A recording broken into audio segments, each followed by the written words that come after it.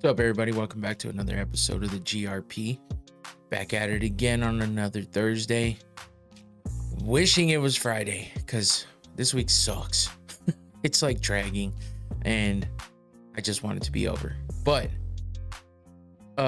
we don't have a UFC this weekend again.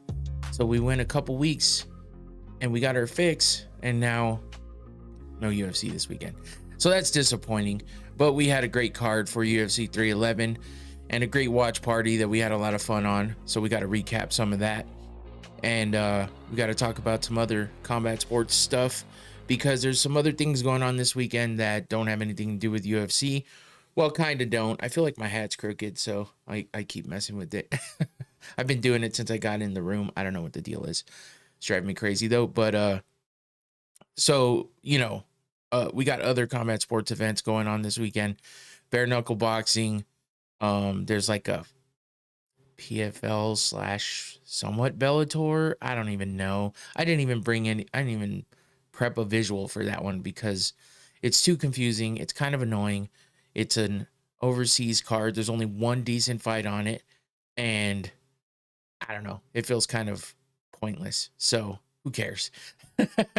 I'll touch on it when we get to the rest of the stuff going on. But yeah, so I mean, on top of all that, there was the presidential inauguration that went on. That had something to do with UFC because Dana White was there, Joe Rogan was there, a bunch of other people were there. So we'll have to talk about that.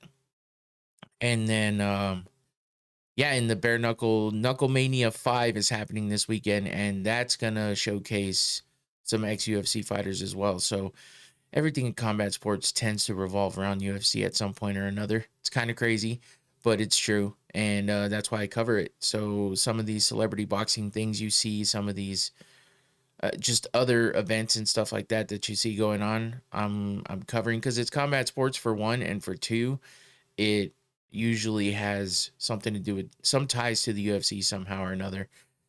So, yeah, but that's about it. I mean, I got a lot of stuff to cover for the most part, but not an upcoming fight, which sucks as far as for the UFC.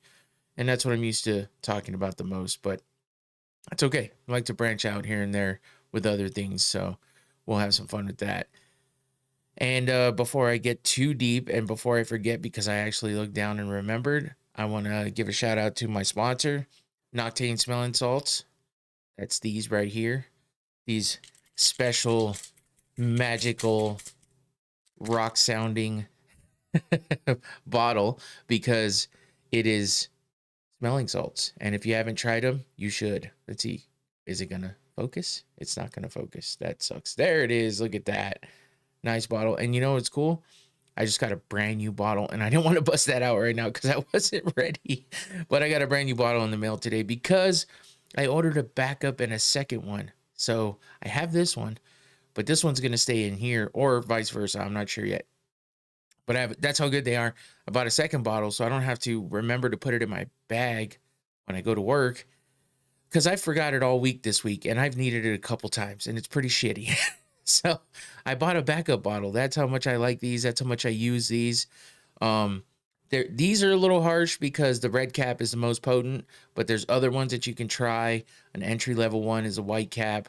Mid-range one is the black. Still very good. Still effective. But when you get to the red cap, it's very effective. So I'm going to prove that in just a second. But yeah, go check out that QR code. Go to their website. Great website. Very informative. Very appealing to the eye. And order yourself a bottle. And I mean, the shipping wasn't too long. And on top of that, good price for the product. And it's a good product overall. So here we go.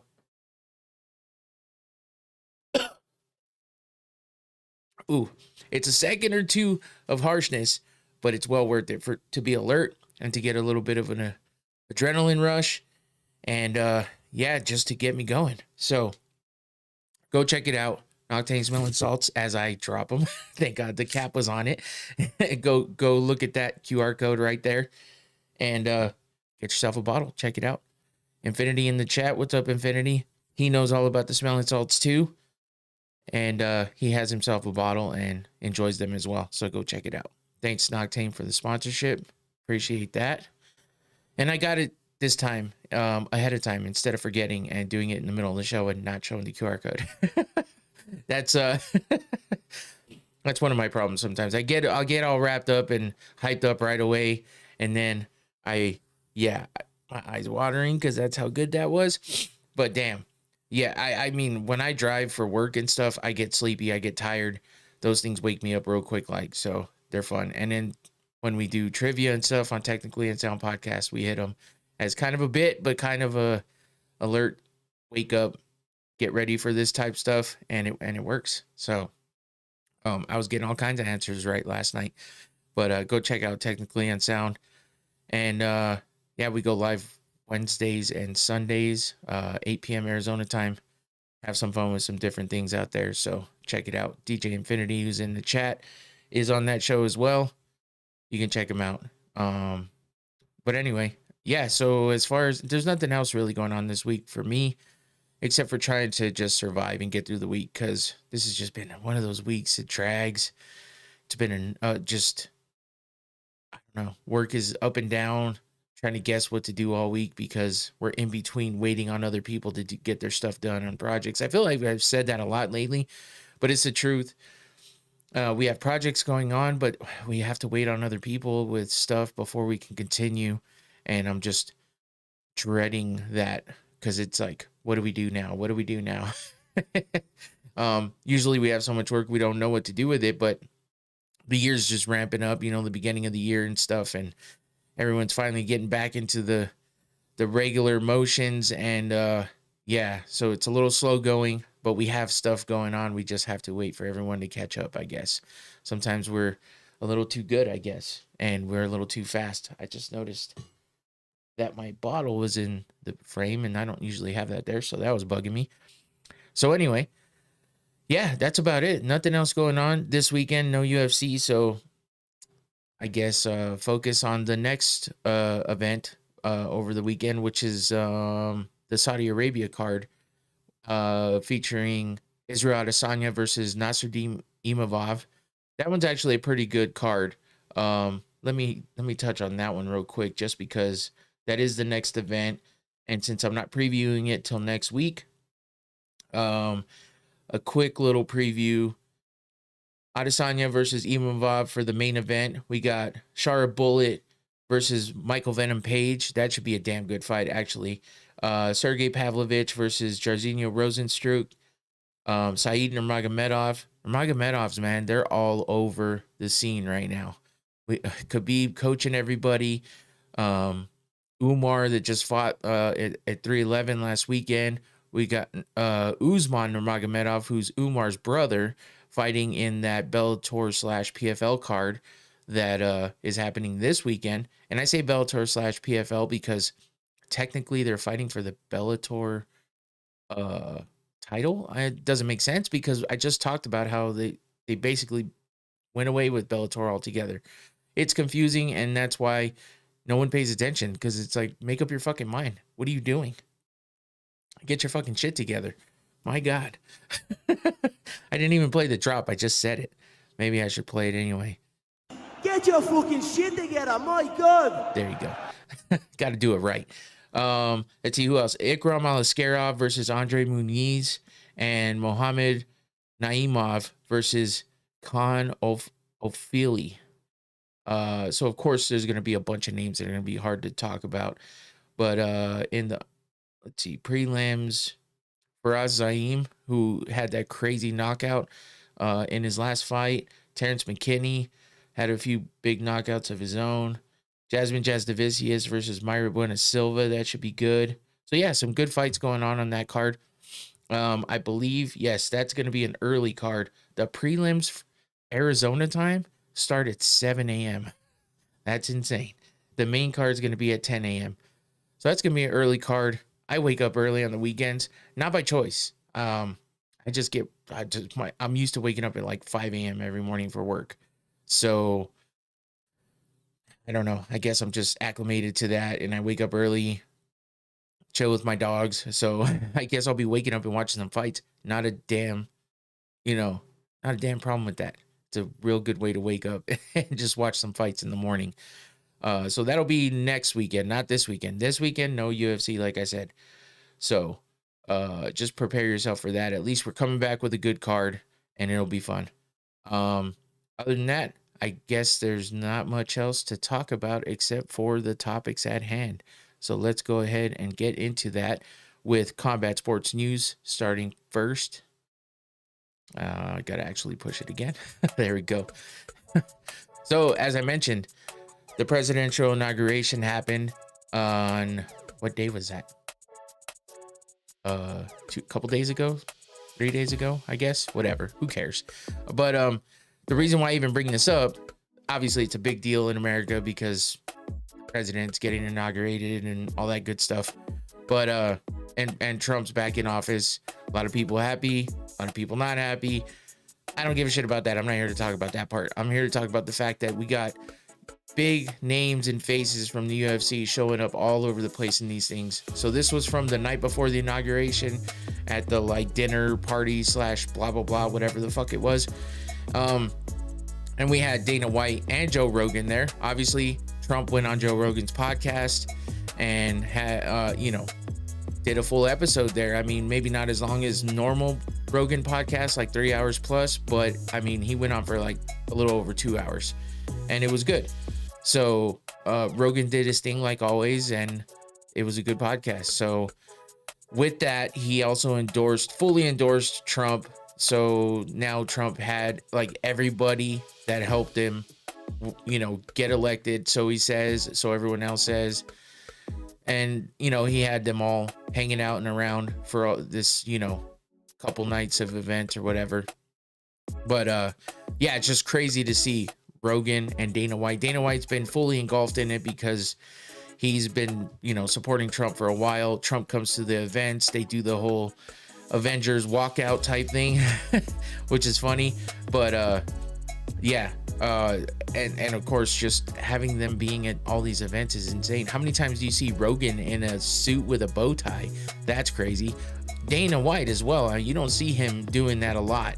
I mean, Rogan, if he has what looks like a suit on of any sort, he hardly ever has a tie. So seeing both these guys like this is just crazy. But then you get Dana at the actual inauguration wearing a tie again, a regular tie. Red of all things as well. Obviously, Republican Party makes sense, I guess. But shooting the shit with Barack Obama, just hanging out, talking some shit. Just crazy, man. Like I don't even know. It's so nuts to the thing I cover UFC the most, and all these main top names of the organization are just hanging out at the presidential inauguration. It's nuts. So just something I wanted to touch on because got like a pain on my side that hurts. Ow. Oh, I know why. Haven't had a drink yet. Maybe it's a cure-all, sometimes you just gotta have a drink. And a good one at that. But yeah, that's why I bring this up, just because it was a big thing watching these guys go and rub elbows with all these people that they're not usually around. It's pretty nuts. So the other thing to come out of this, though, maybe more interesting even, is Conor McGregor was there. The Paul brothers were there. Theo Von was there. Just so many people. It was crazy. But reason why I bring up Conor and the Paul brothers, because why are we seeing this? Why is this happening? Where did this happen? This is in the bus ride to go over to the venue, and it's insane to see Conor McGregor chumming it up with Jake and Logan Paul's mom in the seat behind Jake and Logan Paul.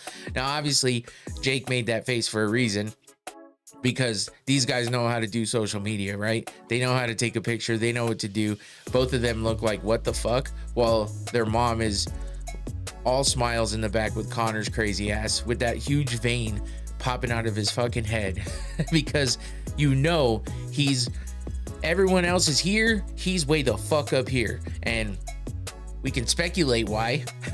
we can guess, we can allege why he's like that. But Who cares? Maybe it was just an early snowfall for him on this day. But he's just hanging out looking like he's having a great time behind the Paul brothers, who, you know, there was speculation about a Logan Paul fight. So why is this happening? I don't know. It's crazy how they wind up there doing this. But Conor McGregor, being Conor McGregor, went off on a tangent.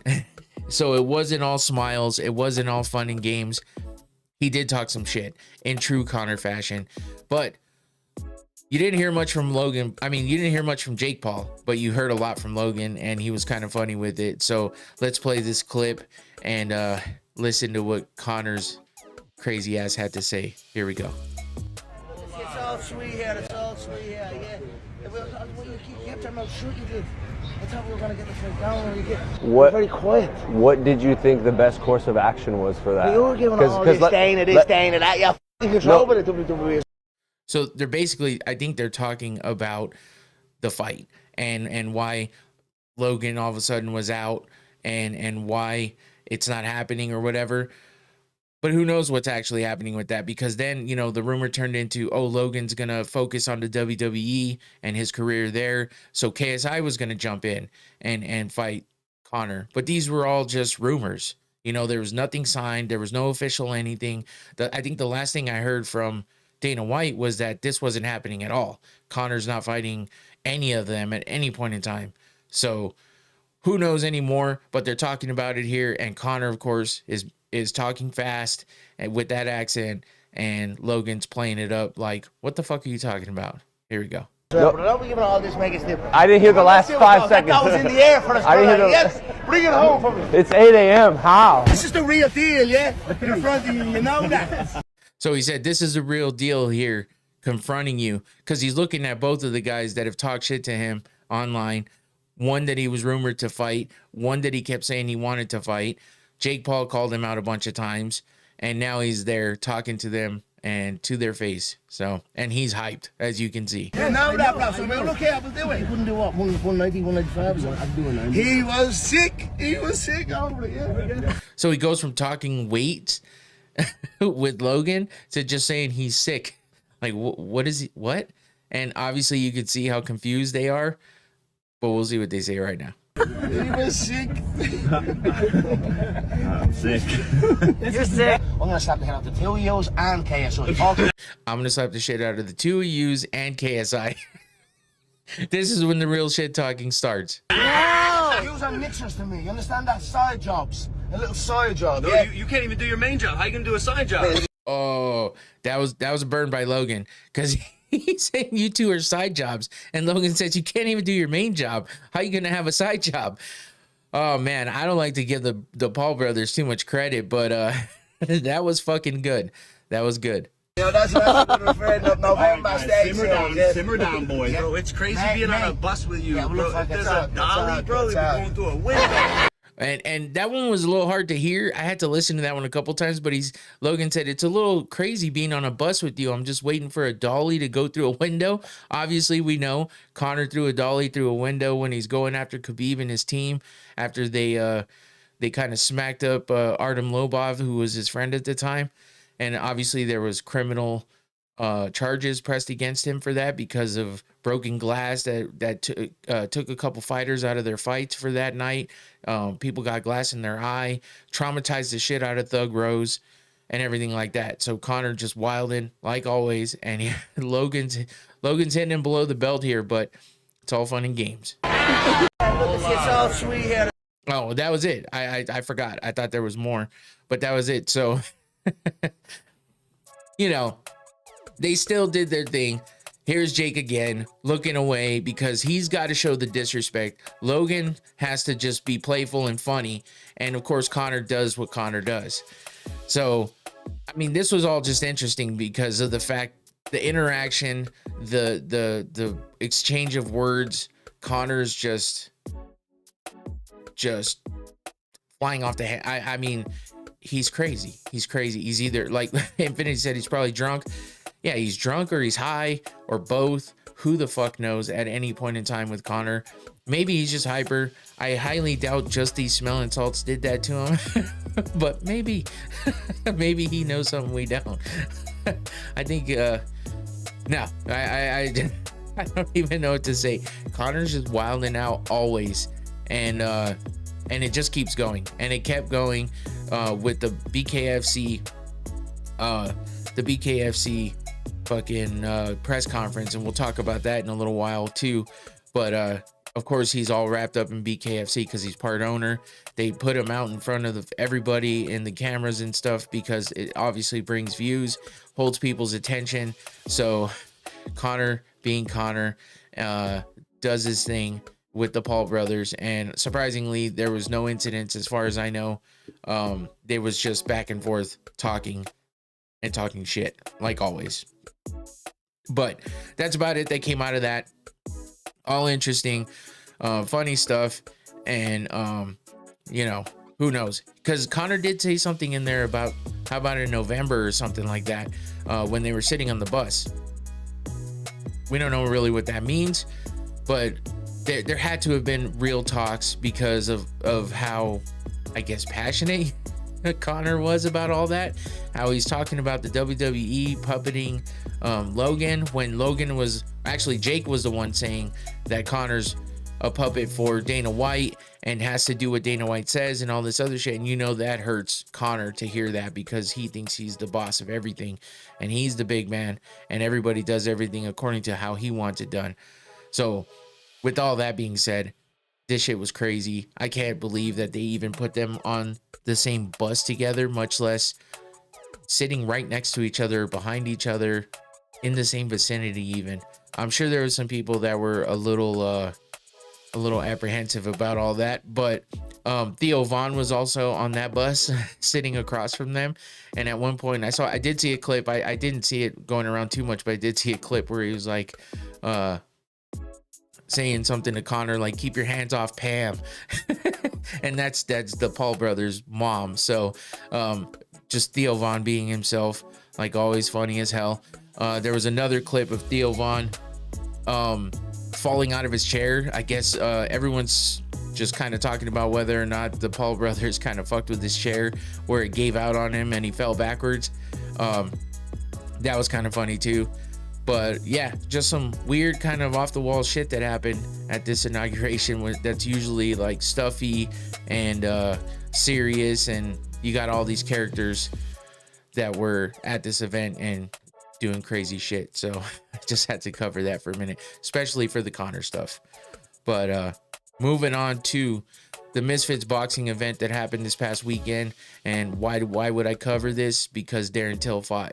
That's why. And he's an ex-UFC fighter, obviously, and a MMA fighter still. But he's recently taken up boxing, and obviously he was here boxing on the Misfits boxing card, which is KSI's, organization, basically like the influencer boxing type stuff.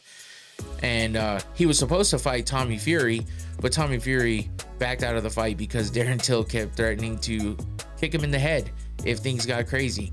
And that happened at the press conference, where obviously Tommy Fury was there and his dad John Fury was there, and John Fury just doesn't ever shut up and says all kinds of wild shit too. Imagine John Fury and Conor McGregor together on a stage when they have animosity towards each other. That would be off the rails. But Darren Till winds up fighting Anthony Taylor instead, who is a bit of a smaller guy compared to Tommy Fury, and but he talks a lot of shit and he's highly confident in himself. But this was really the only fight on this card that fucking mattered, I guess, at the time. Happened in Manchester last weekend, and Till looked pretty damn good. I guess he's had one boxing match before against some nobody who no one knows, but he won that fight as well.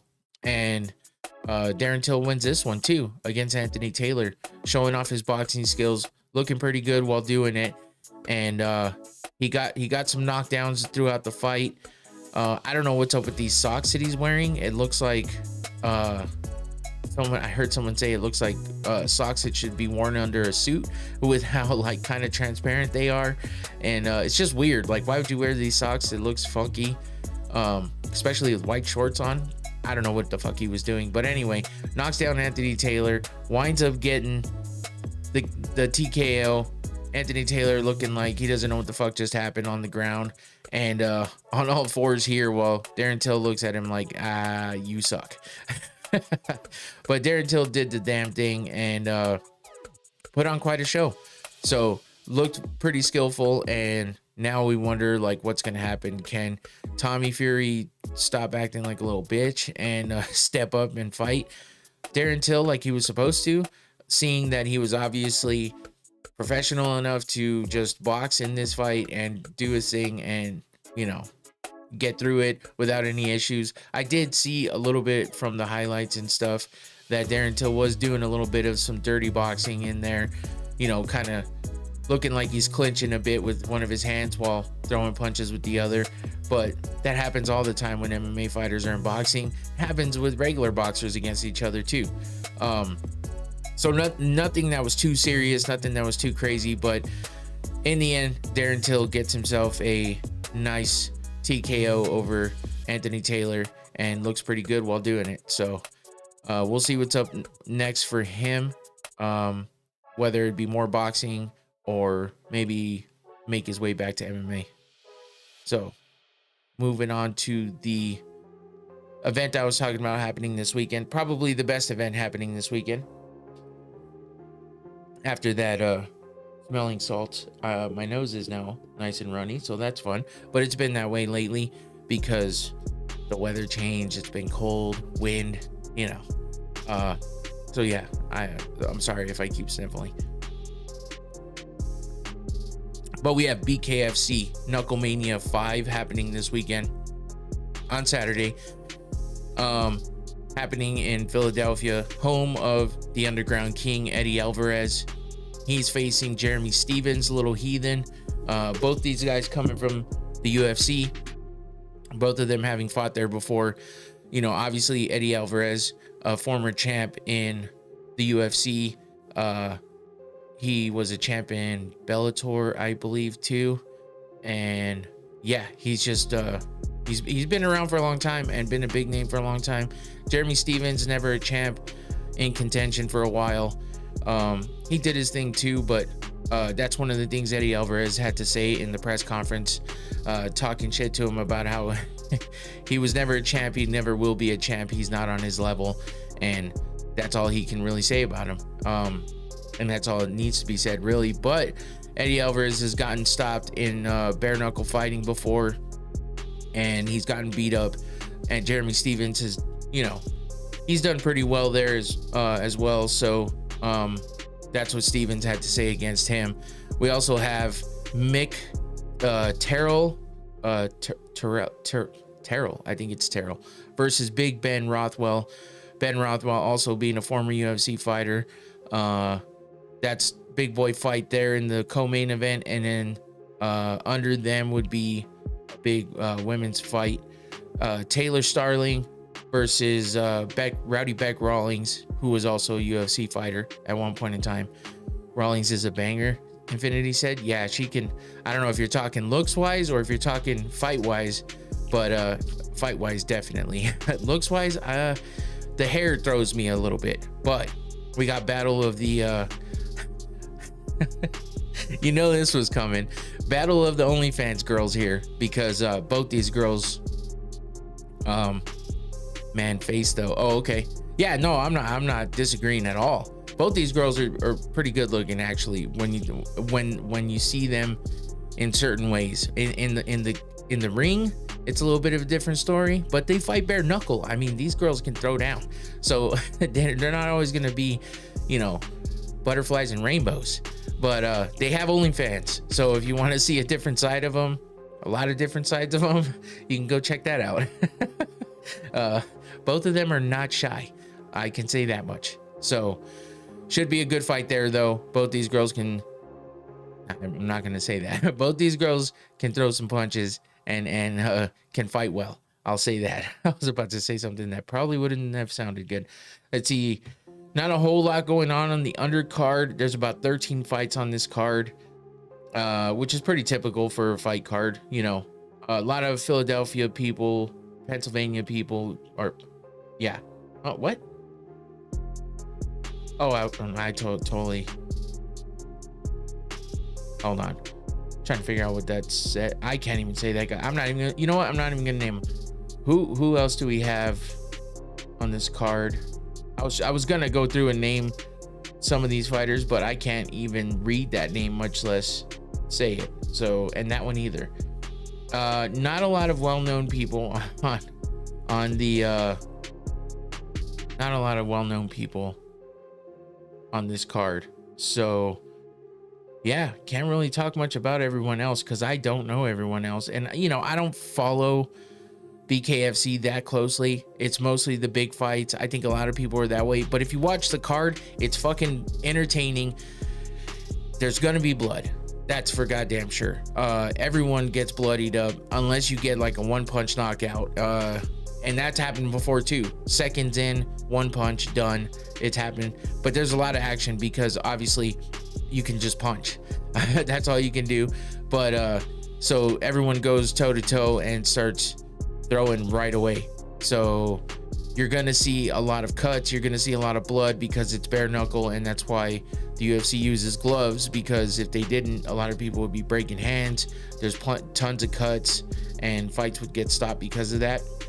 But in the BKFC, they let shit go and it's entertaining. So you can't really down on it too much. But getting back to these top three fights here, you got Taylor Starling, who has been in some pretty big battles in her career in the BKFC.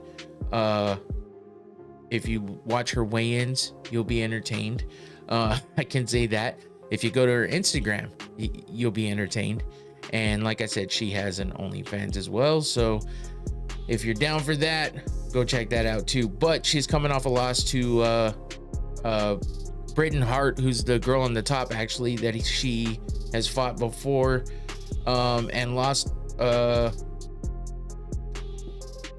fight by unanimous decision.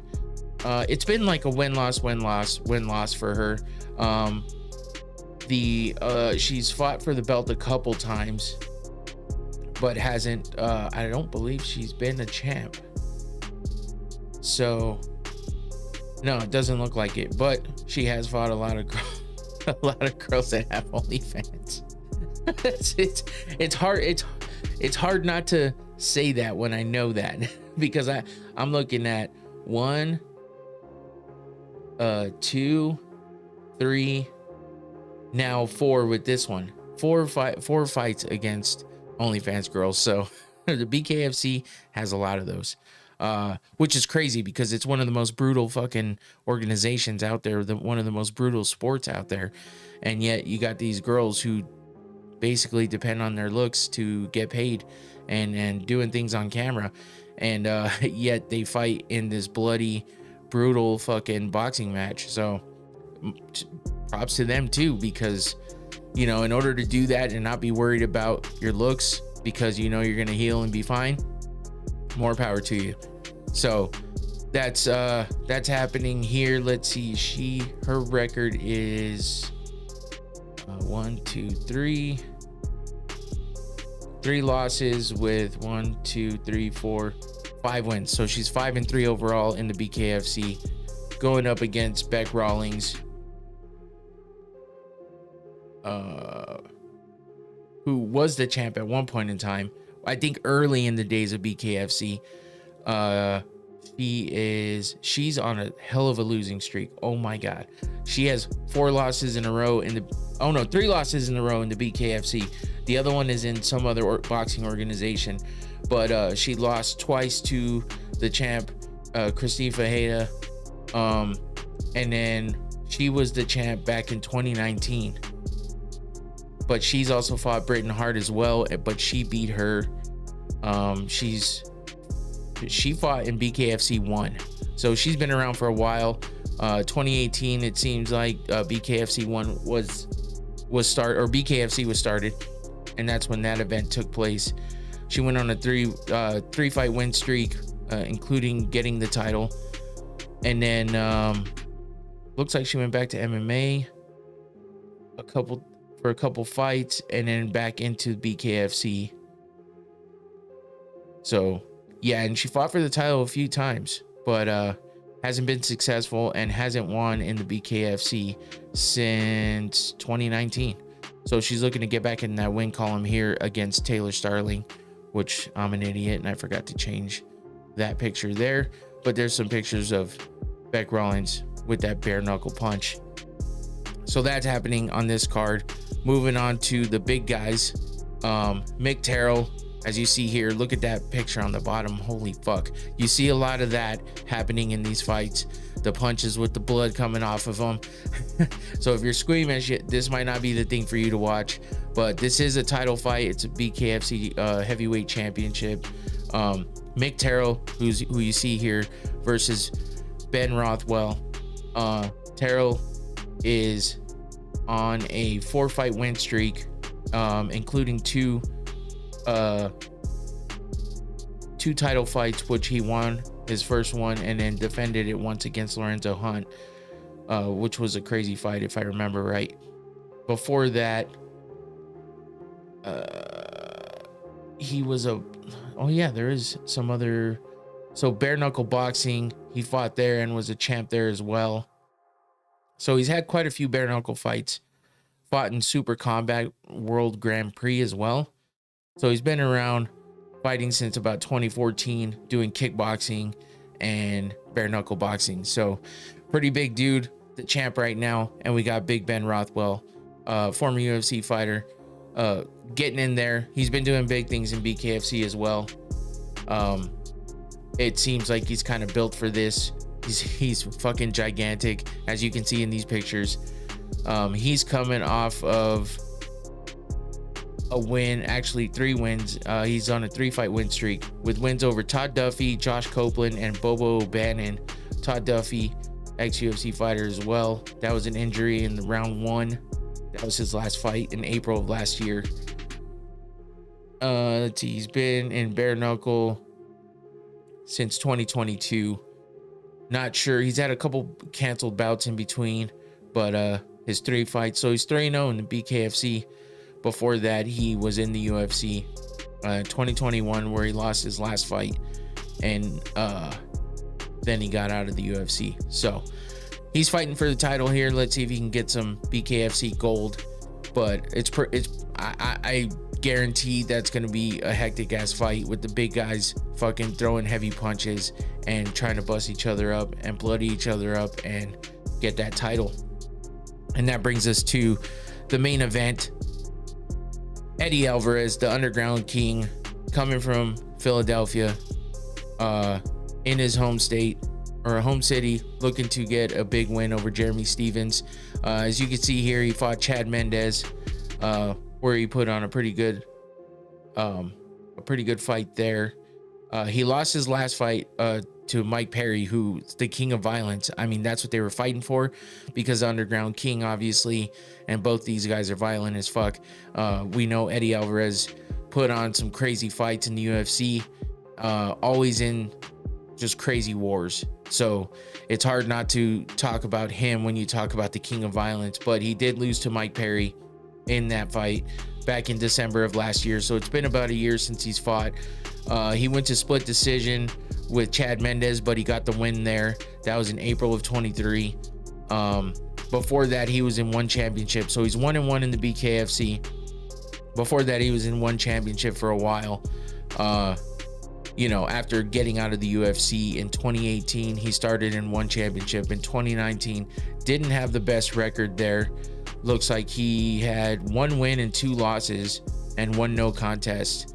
So, he didn't do much in one championship, but he did go fight over there for a little while. And we know his last loss was against Dustin Poirier in the UFC back in 2018. Had a crazy fight with Justin Gaethje that he won.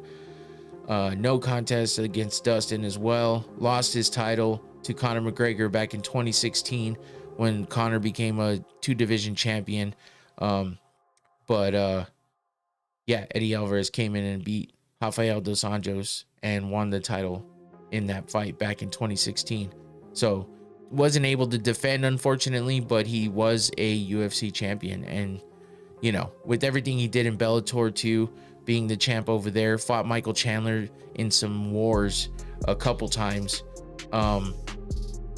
And he lost the belt to Chandler, actually. That was way back in 2011, and where he lost by submission. And then he came back and fought him again in 2013 and wins the belt from him there in Bellator. Fought Patricky Pitbull as well. Roger Huerta, if you remember him from back in the day. Looks like he was actually a champ before that in Bellator too. So, I mean, dude, he's had a crazy career. Josh Neer fought him in Bellator as well. So he's one of those guys that came over from Bellator to the UFC, you know, and did well, gets a championship, loses it, and then winds up, you know, making his way out of the UFC after that. But big name there, fighting Jeremy Stephens, who's been talking mad shit about Phiily, in Philly. So he's not a fan favorite there right now, but he's definitely one of the guys that's good in this sport as well. BKFC is good for him. Bare knuckle boxing works for him. But he fought last in December of last year as well. I'm sorry. No, I'm looking at the wrong one. I was like, wait a minute, that looks exactly like what I just read off for Eddie Alvarez, and it was. Let me look at Stephens with his record in the BKFC. He's on a 2-fight win streak with wins over Jimmy Rivera, ex-UFC fighter. Bobby Taylor was his last fight in September of last year. Got a unanimous decision win there. He lost in his regular boxing fight against Chris Avila, who's part of the Nate Diaz team. Also came to a draw with Jose Aldo in that boxing match that they had. He was in the PFL for a couple fights, 3 fights actually. He was 1 and 2 in the PFL. That was all happening right after he got out of the UFC. Hasn't fought in the UFC since 2021, where he lost there. He was actually on a 5-fight losing streak. How he stayed in for that long, losing that many fights, I don't know. His last win in the UFC was in 2018 over Josh Emmett, which capped off a 3-fight win streak for him, where he beat Duho Choi and Gilbert Melendez as well. A lot of performance of the night bonuses for him there. And yeah, that was it. Calvin Kattar. He fought in 2020. I'm sorry. No, 2021 was his last fight in the UFC. But anyway, had a bad streak of losses in the UFC. Makes his way over to PFL. Doesn't do too great there. And then debuts in boxing. And only has 1 loss there against Chris Avila. And 2 big wins in BKFC. So he's looking to go for his 3rd win in a row in the BKFC versus the Underground King, Eddie Alvarez. Looking to get back in that win column after the loss to Mike Perry. So should be a fun night of fights for this one. I mean, it's BKFC, so you're always going to get action. You're always going to get blood, like I said before. But it's fun to check out. It's fun to watch. I should check and see. I don't even know how to watch this. I don't even know if this is a pay-per-view. It might be. Let me double check. Yeah, it says on DAZN. So you got to have DAZN in order to see that. I'm not seeing whether it's a pay-per-view or not. Alvarez quit versus Perry. Stephens gonna smash him. Oh, Salmon of Capistrano. I think that's how you say that. But he thinks Stephens gonna wreck Alvarez, which, listen, I understand why you would think that, because Alvarez did not do well against Mike Perry, but I don't know if Jeremy Stephens is on the level of Mike Perry. So both these guys are tough no matter what, though. So, I mean, when it comes down to it, it's kind of a toss-up. I feel like it's going to be a great fight. Eddie Alvarez is definitely going to be wanting to put on a show in front of his hometown crowd. And Jeremy Stephens is there to shut everybody up. So he's definitely looking to get that win over Eddie Alvarez. And it looks like Alvarez is favorite, -140.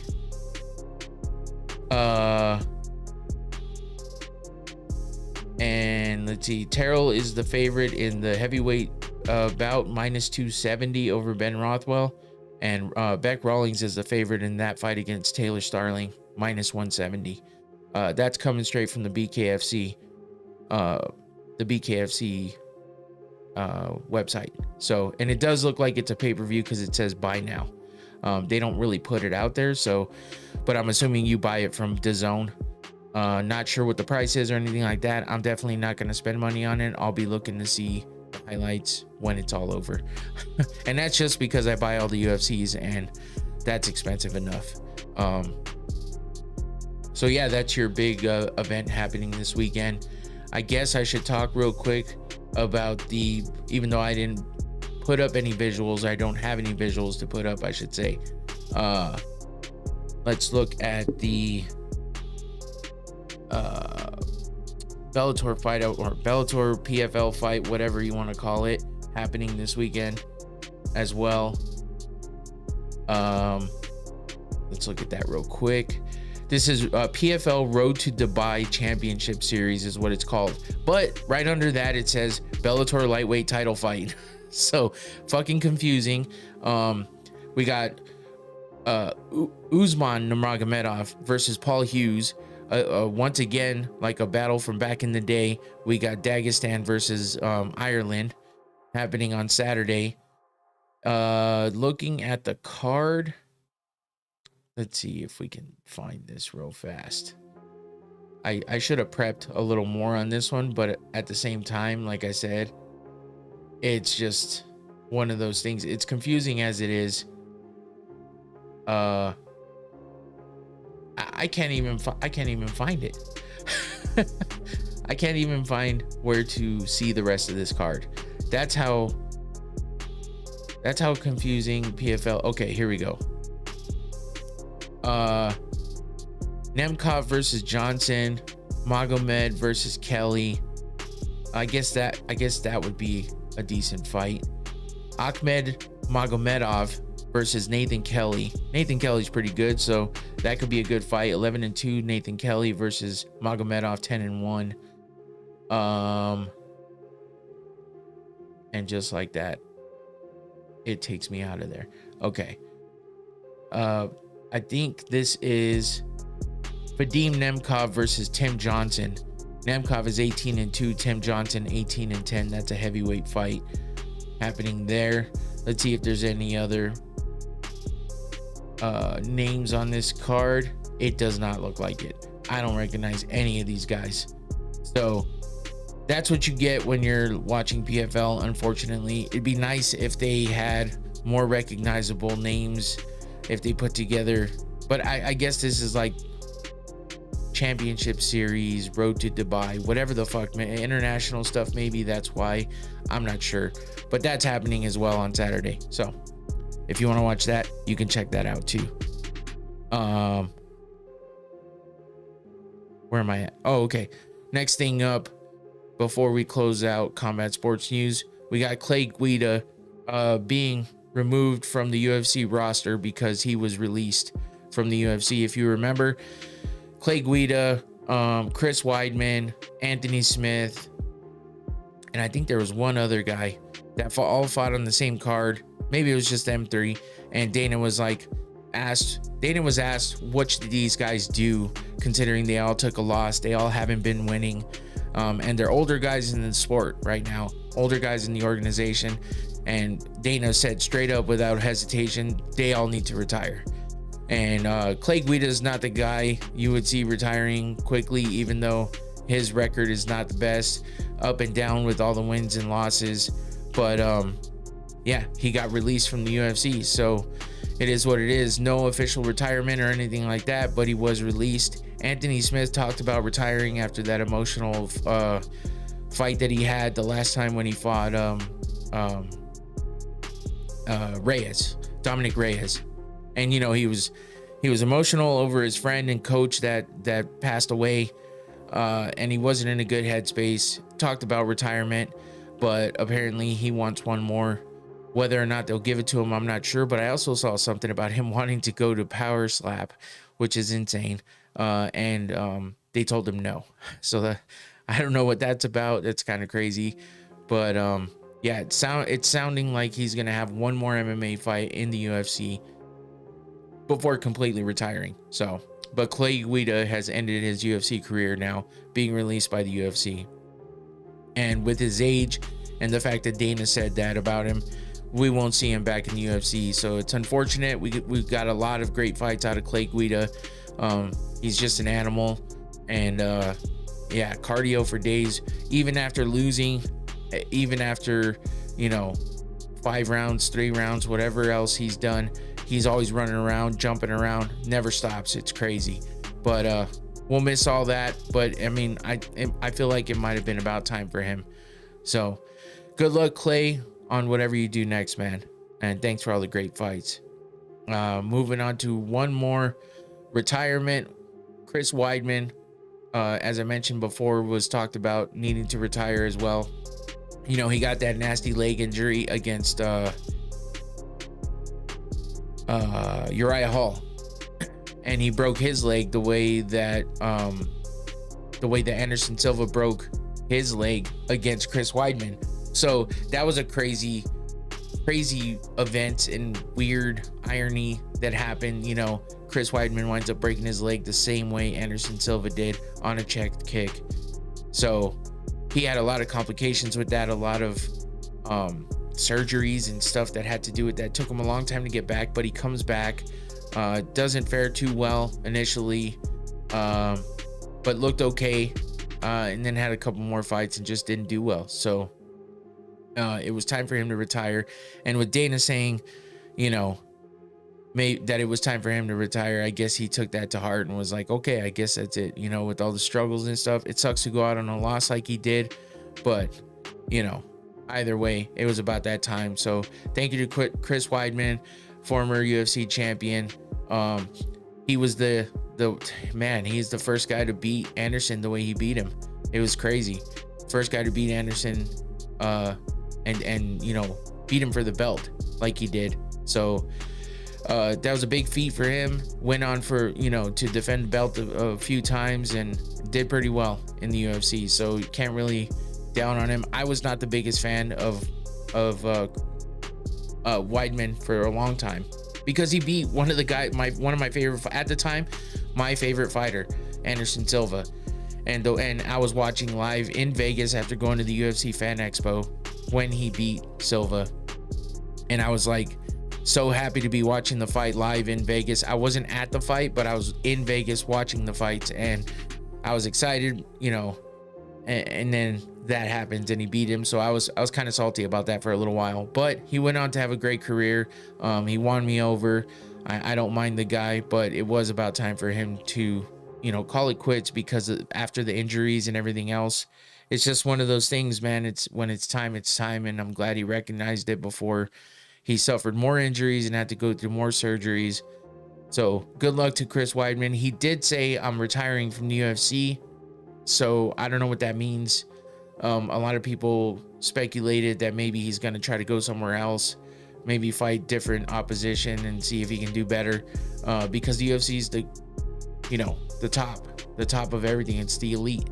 So maybe it's time for him to fight lower competition, you know, end his career a little better. But whatever he decides to do, good luck to Chris Weidman. Thank you for all the great fights. Even though I wasn't the biggest fan in the beginning, I appreciate what you did in the sport and for the sport. So in the end, he's a good guy, and hate to see him leave like he did on a loss and stuff. But a lot of these guys don't know how to call it quits when they're winning. So that's it though. That's the end for Chris Weidman in the UFC, at least. So we'll see what he has to do next. Let's move on to the recap of UFC 311.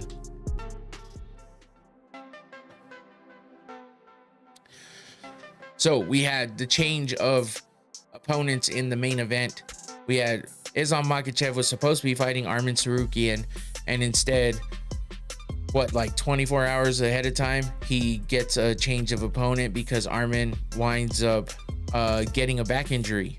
They say it wasn't related to the weight cut, but you know, we all know when you're cutting weight, you're dehydrated, and shit just happens. I'm not exactly sure what happened to Armin, but he injured his back, said he could barely even stand up, so he had to drop out of the fight. And it was frowned upon by the UFC, that's for sure, because Dana had some choice words for him after the fights were over in the post-fight press conference. He basically just said he's not getting a title fight when he comes back. He said he needs to go and get his shit together, basically. So we're not going to see Armin get that title shot unless something happens. It's going to be one of those, if they can't find another fight for Islam right away, maybe they just wind up giving it to him anyway, because Dana says a lot of things in the moment. Doesn't necessarily mean that's going to be word and the outcome. So we'll have to wait and see what happens with Armin with that. But they brought up Renato Moicano from lower in the main card. He was supposed to be fighting Beneil Dariush, and which was going to be a pretty good fight, I think. For Dariush, he was kind of on the downswing, just losing fights and not doing so well. And Moicano was on a 4-fight win streak. He's ranked number 10 in the division. Islam's kind of run through everybody else. Armin was the guy, and then he gets hurt. So Moicano steps up for that. And, we'll touch on what happened with that one when we get there. But then we had the World Bantamweight Championship, Merab Dvalishvili versus Umar Nurmagomedov. That's Khabib's cousin, who's his brother, Khabib's other cousin, is going to be fighting in that Bellator fight that's happening on Saturday. But we had Merab versus Umar. A lot of people had Umar winning this fight. Merab was the betting underdog, and yeah, it was a crazy fight. It was entertaining. It went all 5 rounds, but it was good. It was a good fight. And we had the watch party happening on Saturday, and that was fun too. My first night of doing the watch party with the new setup, I feel like it worked out pretty well. The guys liked it better, being able to sit kind of around the table. More of a conversational setup, I guess. Instead of having to talk across each other, we could just kind of look at each other directly. We all had somewhere to set our drinks and everything else. I just feel like it was a total better setup all the way around. Instead of just being in a line at the back of the room, it feels a lot better. So, and it's closer to what I want it to be in the end, or not end, but you know what I mean.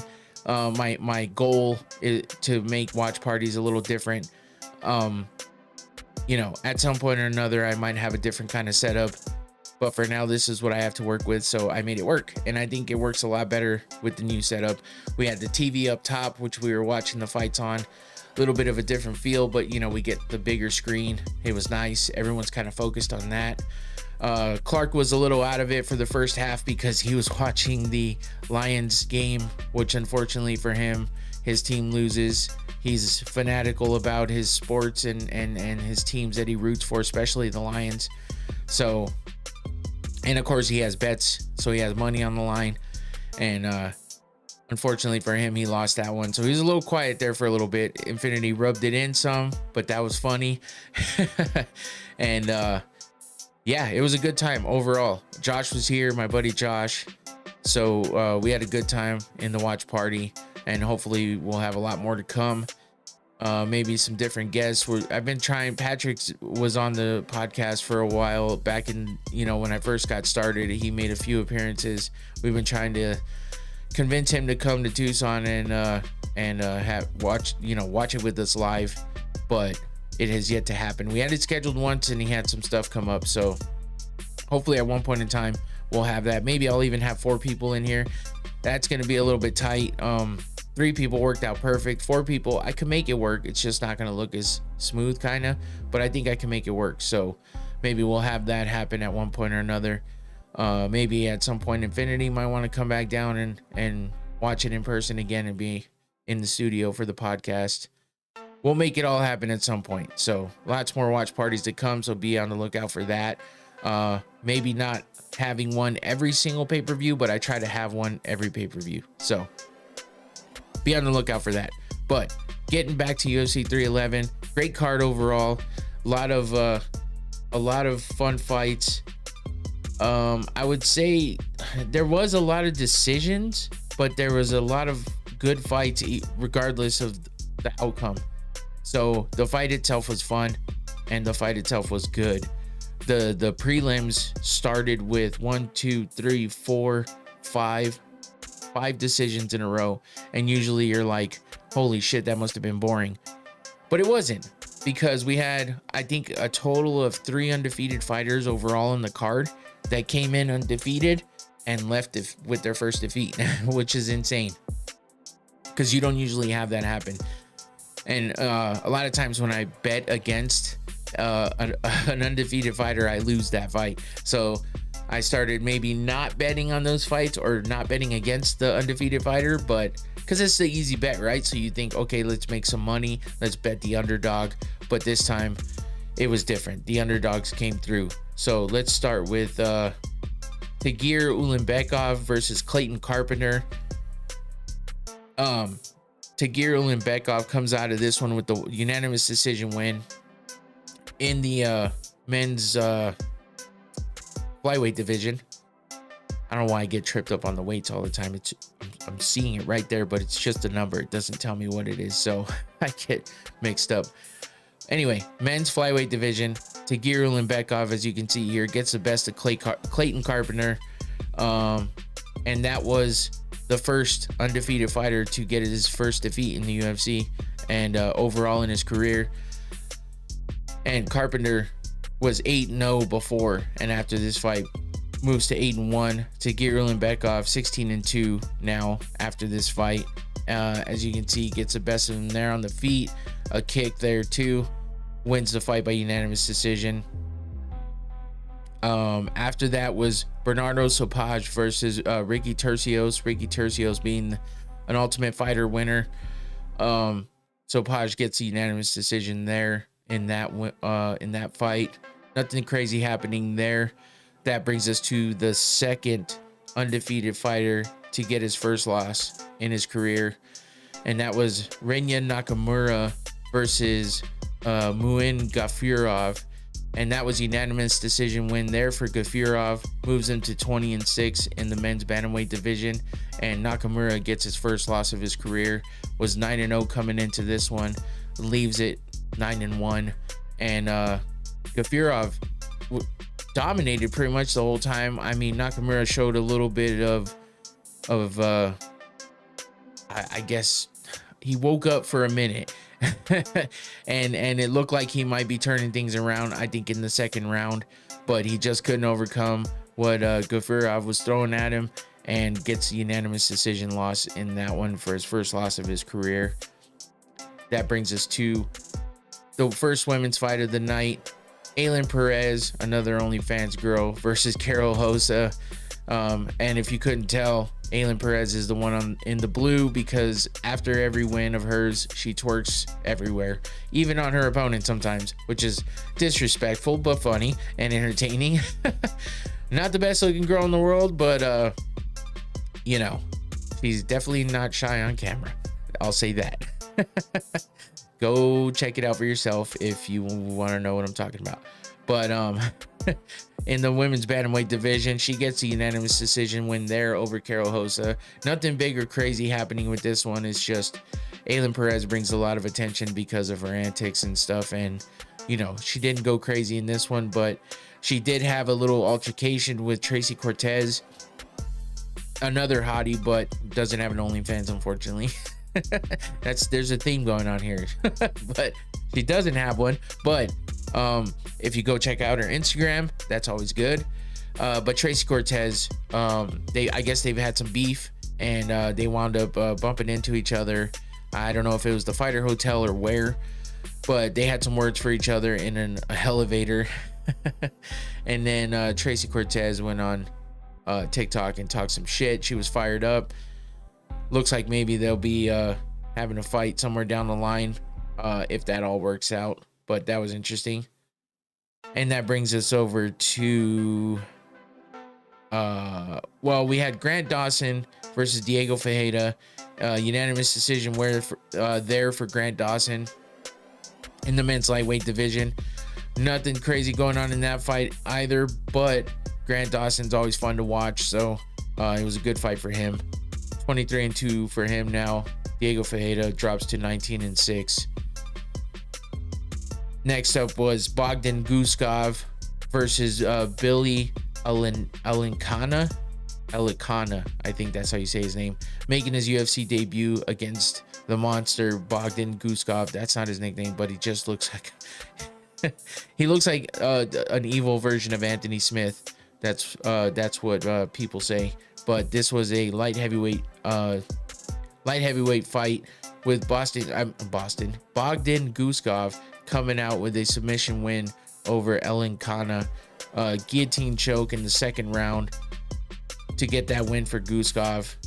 Takes him to 17-3 and gives Alincana his first loss in UFC for his UFC debut. Not an easy fight to come in on, so got to give him props for that one. Makes it to the second round, but gets submitted.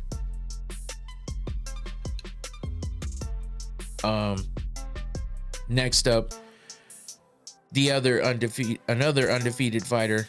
So I guess that was 4, right? Oh no, shit. I jumped ahead.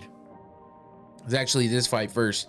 Azamat Bikoev versus Zach Reese. Another one of my parlay busters, which sucked because I was going for Reese as an underdog. He was only like a plus 135, so I'm thinking he's going to come out there and do well. And Azamat Bikoev gets the win in the middleweight division over Zach Reese with a TKO ground and pound win over Zach Reese in 3:04 of the first round. So Reese didn't do well there. It was actually more like a KO, I should say, because he did drop him and finished him with punches on the ground. That was a pretty exciting one in the prelims. And then now that brings us to the another undefeated fighter catching his first loss in the UFC and his first loss overall. Peyton Talbot. Heard a lot about him. This was the main fight on the prelims, and he's highly touted. Everyone's talking about him. Shows a lot of a lot of skill and a lot of good fight IQ in that cage, but does not do well against Hani Barcelos. He has some issues with takedowns and his grappling. He's good on his feet, and he's elusive, and he usually does well, but he cut off his hair, and I feel like that affected him in a not good way, because he did not do well in this fight in the bantamweight division over Hani Barcelos, who's a vet. So I mean, he's got some skill, but Barcelos, it's not like he's like one of the best fighters ever or anything like that. And for Peyton to be on the come up like he was, everyone's calling fraud checked or whatever, but I mean, dude, he just has some shit to work on, which is his grappling, and his takedown defense. He just needs to work on that a little bit. But I think when he gets better at that, on his defense with all that, and he puts it all together, sharpens up his striking a little more, he's gonna be a hell of a fighter. He already is a hell of a fighter, but you win some, you lose some. Sometimes it's better to get that loss out of the way. So we'll see how he bounces back. It was a unanimous decision win for Hani Barcelos in the third round. Of course, third round. Unanimous decision win for him. And breaking Peyton Talbot's undefeated record. So now he's 9-1. Barcelos moves to 19-5. And that brings us to the main card with Kevin Holland. Oh no. I forgot this one. That's why I keep jumping ahead. That's a pretty dope picture, and I only say that because obviously he's doing the shh, and that's because everyone was talking so highly about Peyton Talbot, and he just went in there and stopped him. So the prodigy killer for this fight, Hani Barcelos, getting that win. And now we move to the main event, or the main card. RDR versus Kevin Holland in this one to start off the main card, and in the middleweight division. And as you can see, RDR gets the win by submission in the first round, 3 minutes and 31 seconds in. Now, the one thing I was talking about with Kevin Holland when I was previewing this last week was that he gets frustrated easily. So if you frustrate Kevin Holland and you keep him in the position that he's frustrated in, he almost gives up. It's just like he just kind of goes limp, doesn't care anymore, and it's over. And this all coming off of him talking mad shit to Rampage Jackson on the Jackson podcast. They went at it on that podcast and exchanging some words, talking some shit. Kevin Holland talking about wanting to fight him, and Rampage just being like, you don't want to fight me, you don't want those problems. But they're both big talkers, but Kevin Holland, his nickname is Big Mouth for a reason, because that's all he does is talk. And you know, I kind of had confidence in the fact that he was going to come out there and do better than he did before, and maybe fight a smarter fight than he has in the past, without getting in those bad positions that, you know, make him get to the point where he kind of gives up. So in his last fight, he lost to Roman Dolidze because of that rib injury. Now, if you remember, everyone talked a lot of shit because it kind of seemed like he just gave up, like he was looking for a way out. He was frustrated. He was being dominated on the ground, and his takedown defense was not good. So he lost that fight in the first round. After the first round was over, he just kept holding his side, saying that he had the rib injury, and he lost that fight. So, and that was in October of last year. So then he comes out and fights RDR and kind of does a lot of the same. No injury this time, but Rainier de Ritter, you know, threw some striking, put some striking together, and winds up getting Holland to the ground and getting him frustrated, like I said he would. I kind of wish that I would have maybe bet a little more on RDR, because that probably would have worked out better for me. I picked Holland thinking that maybe RDR was not ready really for this level of competition. He looked good in his first fight in the UFC, but it wasn't super impressive. He came out and looked a lot better in this fight, but against Kevin Holland, who, like I said, kind of gives up. It's not a whole, doesn't stand out a ton, but he looked good in this fight, and he winds up getting that win by submission over Kevin Holland. And you can see how happy he is after that fight. But there's the submission up top as Holland is tapping. He had that body triangle too. So, I mean, of course, maybe there was no way for him to get out, but Kevin Holland just kind of knows when he's done, and he's out right away. Doesn't fight it much. So that was the first fight of the night on the main card. And that brings us to the next fight in the light heavyweight division. Jailton Almeida versus Sergey Spivak. Pretty good fight here. Went to the third round. Oh, I'm sorry. Went to the... it was the first round. Almost the end of the first round. 4 minutes, 53 seconds in. Jailton Almeida gets the win by TKO over Sergey Spivak. And... oh, I did it again. I mean, Spivak had his moments in the first round. Gets Almeida to the ground, and he's showing some ground and pound there in full guard, though. Almeida works his way out of it, shows off some striking of his own, and is able to get Spivak on the ground, flattens him out, takes his back, obviously, and flattens him out and finishes him by punches from the back mount. Gets a TKO win over Sergey Spivak in the first round. And that was not the light heavyweight division. That was the heavyweight division. The fuck did I write that for? Oh, well. Moving on to what I think was one of the best fights of the night. The three top fights are always supposed to be the best, and this definitely lived up to the hype here. Yuri Prochazka versus Jamal Hill. Now, I know a bunch of people have a lot of hate for Jamal Hill, and I get it. That's all I can really say is I get it. He makes a lot of seemingly excuses. Like it seems like they're excuses. Maybe it's the truth. I don't know. But he always complains about an injury of some sort or an eye poke. There's always something that leads him to losing. And he makes it known because he just talks and talks and talks about it. So when it comes down to it, he makes a lot of excuses and people don't like that. So he doesn't have a lot of fans, that's for sure. But both these guys have been UFC champions. Didn't hold the belt for long, neither one of them. But Yuri came out hungry, and Jamal just Jamal just looked kind of like he was just there. Didn't do a ton. I mean, he busted up Yuri a little bit, and bloodied him up a little bit, but it wasn't anything crazy. Yuri looked good in this fight. Here's some of Hill's best, shots. Like I said, he caught Yuri, but everyone said if Yuri gets hit like he usually does versus Jamal Hill, that Jamal Hill's gonna put him out, and that was not the case because Yuri got hit pretty good on a few different occasions, and he did not get put out. He actually turned it around on Jamal and was able to bust him up a lot more, as you can see here.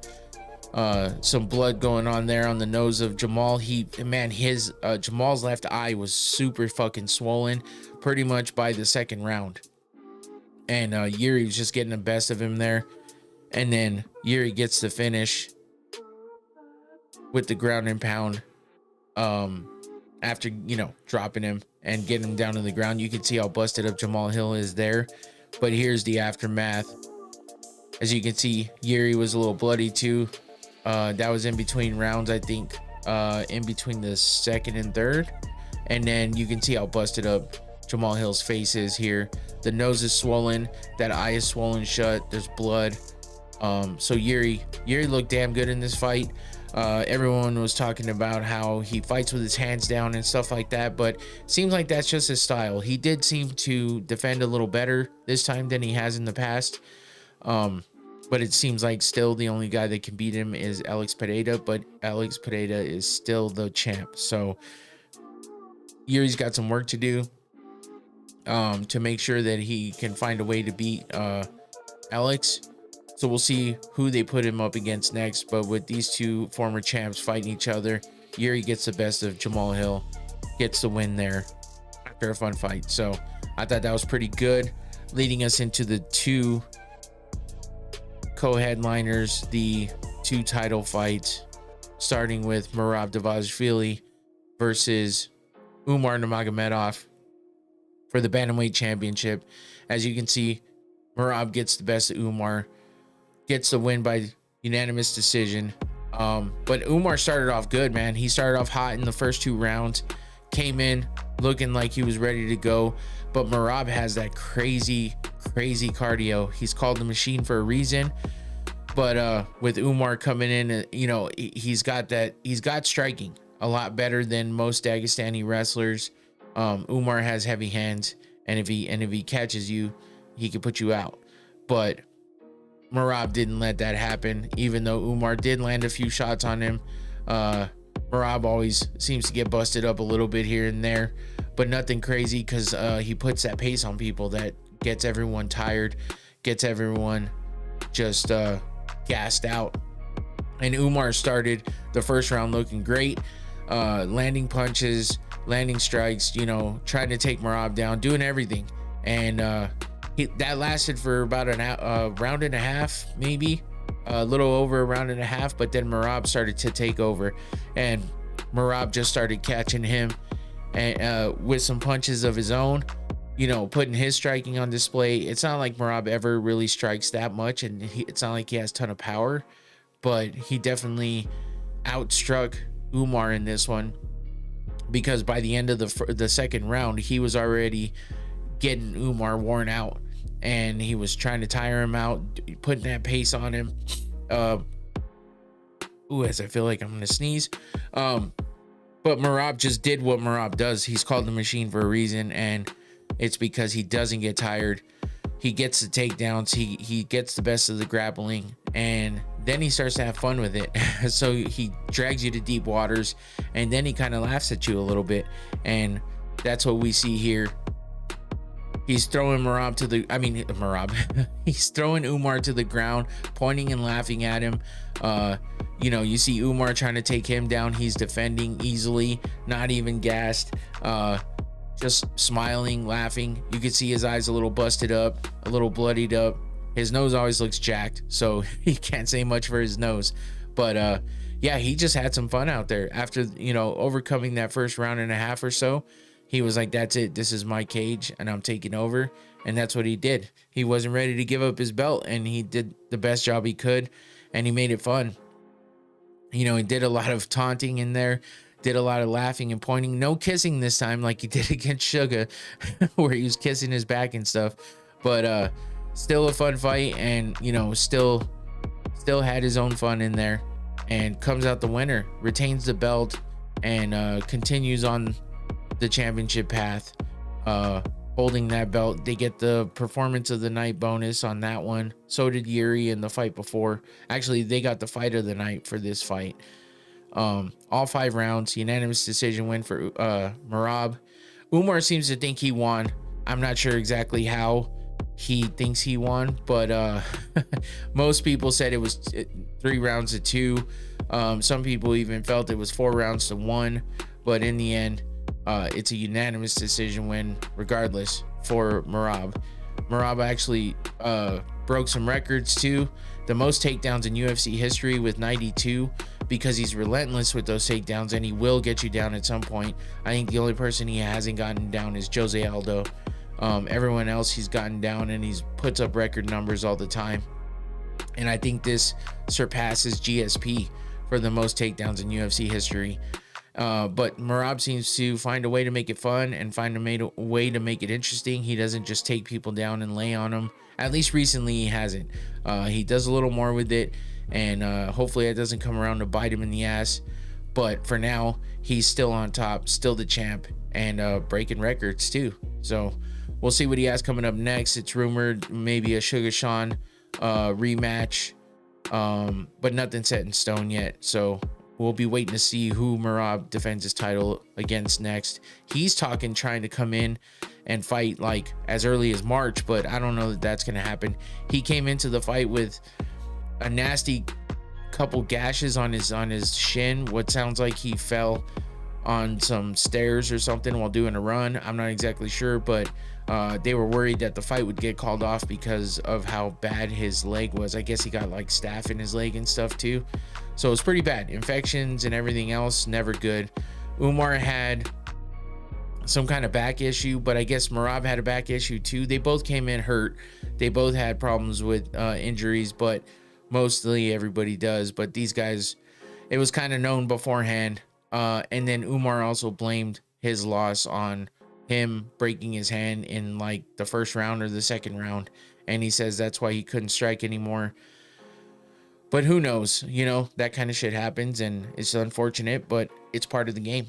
So Umar can blame that all he wants, but my chair is super uncomfortable today. I don't know what's going on, but yeah, either way, Merab gets the win, unanimous decision, and moves on to see who's next for him to defend his belt against. So that brings us to the main event, and that's going to be short because it was a quick fight in the main event. Islam versus Moicano. Islam gets the win by submission.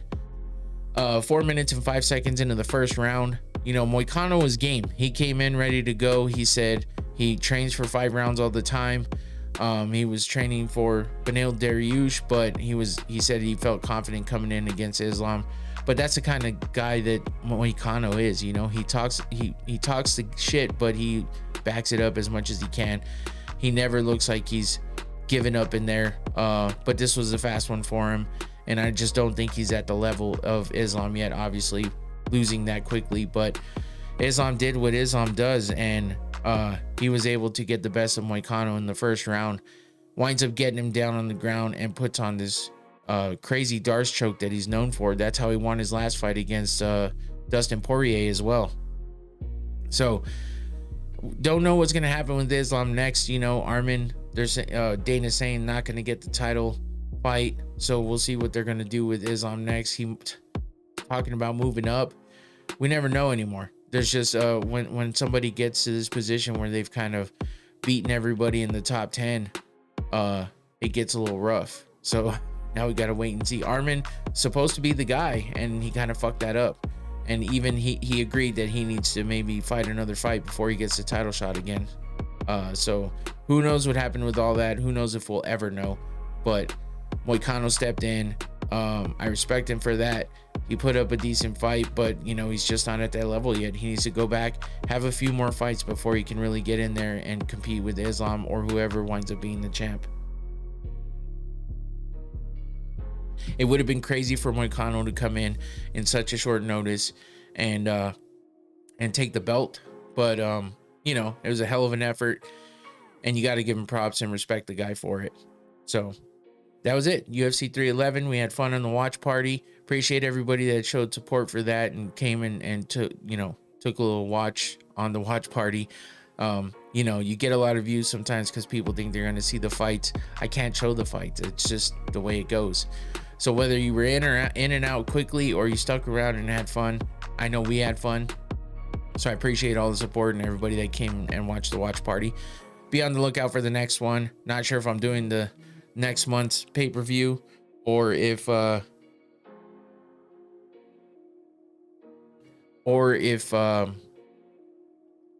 know, I'm gonna skip that one. I'm not sure. I gotta look at the card. I gotta see what's going on, see how things match up. But yeah, just be on the lookout. I'll be promoting it as much as I can when it happens. So let's move on to the last topic to end off the show, and that's gonna be the Global Fight League. And of course, I tested all of this. I don't know why it did not work like it should, but I'm gonna go ahead and get rid of that in just a second. There we go. Global Fight League draft happening tomorrow, so we will see what the teams wind up becoming for the Global Fight League. That's going to be starting up in April, I believe. So tomorrow is the draft, and they have supposedly over 400 fighters that are going to be they have about 400 fighters, I guess, that are in the draft. So I guess if you've signed to the GFL, you still have to get drafted. This is what it sounds like. I'm not 100% sure, but they're gonna have names like Robin Black, Mike Goldie, who used to be a commentator for the UFC for a long time, and Brandon Schaub are all gonna be, commentating for the draft and stuff. So yeah, I'm not exactly sure how this is all gonna go down, but they are gonna do this draft tomorrow. Let's see, I do have a little more info on that here. So the purpose of the draft, it says the draft allows teams to strategically select fighters from a pool of 400 plus male and female draft eligible athletes. What makes up a GFL team roster? The GFL team roster consists of 20 athletes across 10 weight divisions, with 2 athletes in each division. The team roster is composed of 14 men and 6 women. So at least we know what the structure is going to be like.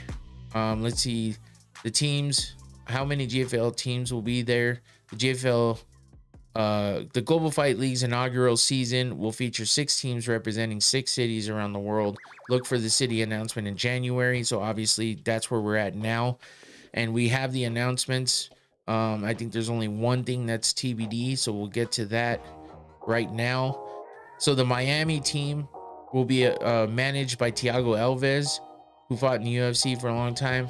And the coach will be Conan Silveira. He's been a coach for a lot of UFC fighters. I'm sure if you've been a fan for a while, you know that name. There is no manager yet for the New York team. It's TBD, like I said. But the coach is going to be Ray Longo, who is the coach of Merab, who's the champ right now. He's coached Eljo, who was the champ before. Coach Chris Weidman, who I just talked about retiring, who was a champ. Coached Matt Serra from back in the day, who was a champ as well, beat GSP. So I mean, he's had a lot of champions in his teams. So he's going to be the coach for New York, which makes sense because that's where he's from as well. And then we got the Los Angeles team, which is weird because I feel like these should be switched up. But we got the axe murderer Vanderlei Silva as the manager of the LA team. And then we got the coach Rafael Cordero, who's been a coach for a lot of big name UFC fighters, as the coach for Team Los Angeles. And then Team Dubai is being managed by Cain Velasquez, which is awesome to see. And then his longtime wrestling coach and the wrestling coach of a lot of big names like Khabib, like Daniel Cormier. So Javier Mendez from AKA is going to be the coach of Team Dubai. Then we got Team Sao Paulo, managed by Lyoto Machida, former UFC champion, and then coached by Andre Pederneiras, who's also coached a bunch of big name UFC fighters. Then we got the London team being managed by Luke Barnott, who was in the UFC for a while. And then the coach is Carl Prince. I'm not familiar with Carl Prince, so I can't speak on that one much. But then we got the weight class breakdown. The women's division is going to be atomweight at 110 pounds, which is atomweight is usually 105 pounds, so that's kind of crazy. We got the strawweight division at 125, and then the bantamweight division at 140. So bantamweight's 5 pounds higher too. Then the men's division, we got bantamweight at 145, which in the UFC is 135, so that's different. The lightweight division is 165.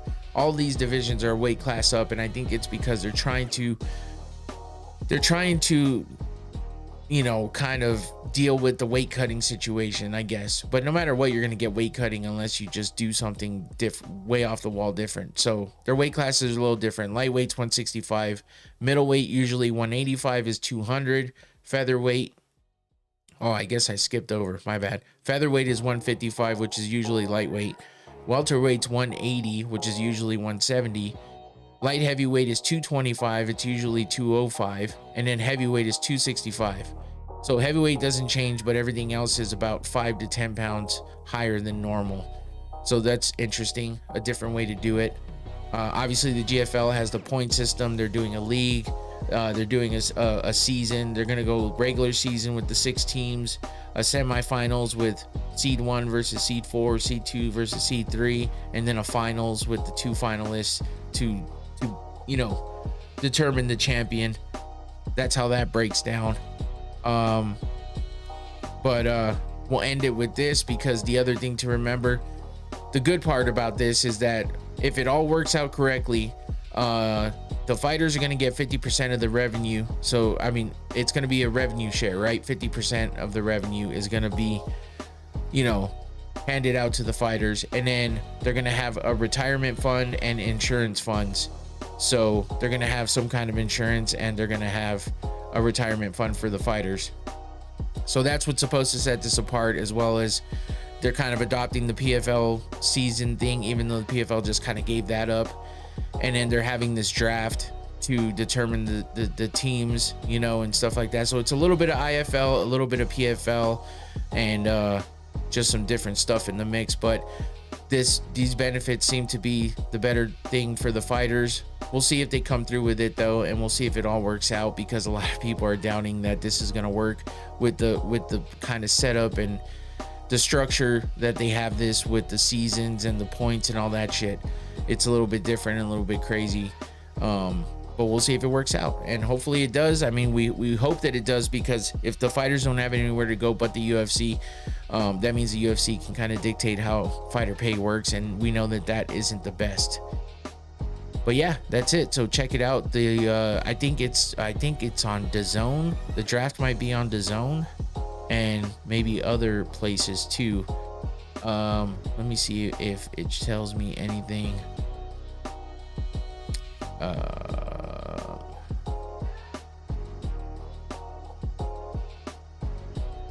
No, doesn't really say anything about the draft or when it's happening. So let's see, we'll check one more spot. No, doesn't really tell you how to watch it, but that's fine. It is what it is. I'm sure it'll be all over social media, so check it out. Be on the lookout for that. And yeah, that's it for this week. That's it for the show. That's all we got. We made it usual time, so that's good. I mean, we didn't have a ton to talk about. The beginning was fun, talking about Conor and his dumb shit, and then recapping 311, and then some information about GFL. So my hat, oh my God, it's driving me insane. I feel like it's just all out of sorts, but that's it for this week. So come back next week and we will preview that Saudi Arabia card with Israel Adesanya versus